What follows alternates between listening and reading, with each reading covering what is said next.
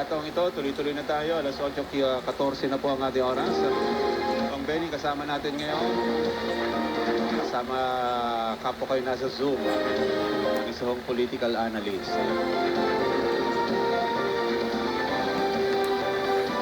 Tukoy po natin ay si Professor Ronald Llamas. Kamustahin natin. Professor Llamas, good morning, sir.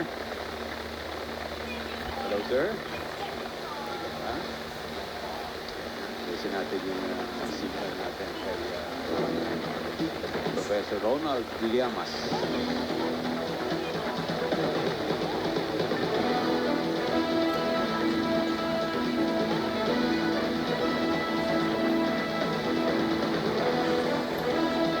Nakamute, sir, nakamute daw po yung inyong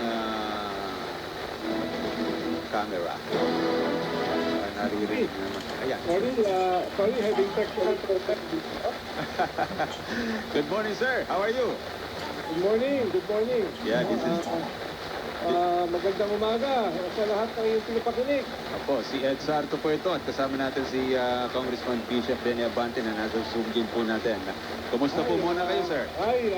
Congressman Benny, long time no see. Oo nga, oo nga. Pang mangyayari today,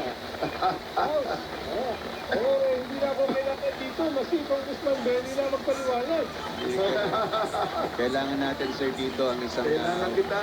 pananaw ng isang political analyst. Ano na ba itong, kasi, di ba, nagkaroon tayo ng leadership change sa Senado.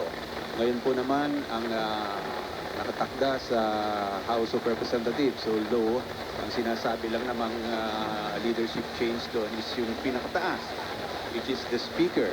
I don't know kung pati dito sa mga other officials ay magkakaroon din po ng shake-up. Sa pananaw po ng isang political analyst, ano ho bang nangyayaring ito? Ito ba'y pressure na dahil po sa talagang ang tao ngayon ay medyo nagsasalita